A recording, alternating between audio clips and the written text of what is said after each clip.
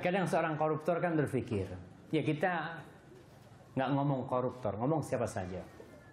Kapan kita tahu bahwa kita sedang diuji atau kita sedang diadab? Gimana kita membedakan? Bagaimana bahwasanya ujian yang menimpa kita itu untuk mengangkat derajat kita atau untuk mengurangi dosa-dosa kita? Itu peringatan atau itu azab? Bagaimana membedakan? Ketahuilah, yang pertama, kalau yang diuji itu adalah orang yang bertakwa, dia beriman kepada Allah Subhanahu wa Ta'ala, insya Allah ujian itu datang untuk mengangkat derajat dia. Dan orang yang paling banyak ujiannya siapa? Para nabi. Asyaddun nasi bala'an al-anbiya. Orang yang paling berat cobaannya itu para nabi, bukan kita-kita ini nih. Orang itu diuji sesuai dengan keimanannya.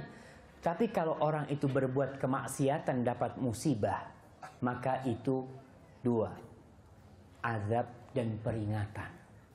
Allah Subhanahu wa Ta'ala tatkala memberikan ujian kepada Fir'aun dan kaumnya, Allah tutup ayat itu dengan mengatakan la'allahum yatadharra'un, agar mereka ingat dan kembali kepada Allah Subhanahu wa Ta'ala. Jadi tadi kalau seorang koruptor disita hartanya, dia tahu tuh harta halal apa harta haram.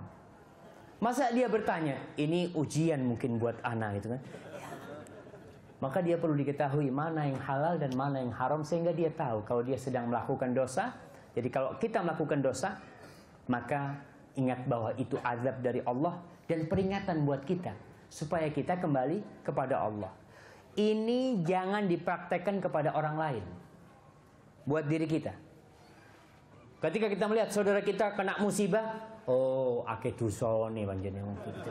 Jangan, kita berarti suudzon sama dia. Tapi kalau kita yang kena musibah, ya Allah banyak dosanya aku, ya Allah ighfir. Tapi kalau fulan, husnudzon sama dia, subhanallah. Allah cinta sama fulan. Karena kita tahu hadis Rasul SAW, idza ahabballahu abdan ibtalahu. Allah kalau cinta dengan hambanya, Allah akan kasih ujian.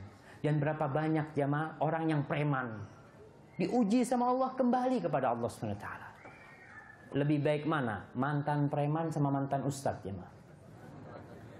Mantan preman.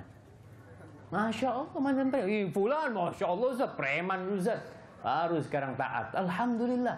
Itu dengan ujian-ujian. Berapa banyak orang yang dapat hidayah dari ujian itu.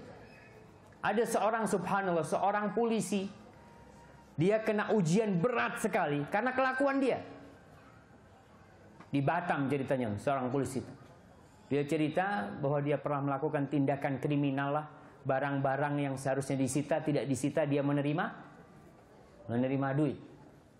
Akhirnya ketahuan dia.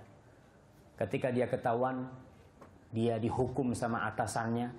Ketika dihukum dengan atasannya, nggak boleh ketidur di rumahnya, nggak boleh ketemu istrinya. Di situ dia baru kembali kepada Allah Subhanahu wa Ta'ala. Ada jemaah orang-orang yang jalannya menuju hidayah itu harus seperti itu. Wallahu a'lam bishawab.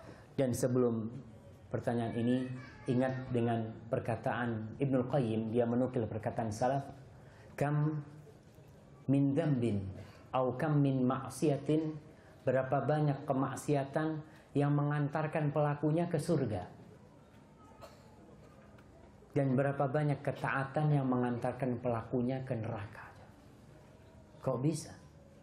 Ada orang yang berbuat dosa, kemudian dia diuji sama Allah, dia taubat, dia kembali kepada Allah, dia ingat terus dengan dosanya itu. Maka dia terus melakukan kebaikan. Gara-gara dosa, dia melakukan kebaikan, akhirnya masuk surga dia. Ada orang yang berbuat kebajikan, Masya Allah, jangan ditanya sholatnya, ibadahnya, lalu dia sombong dengan ibadahnya.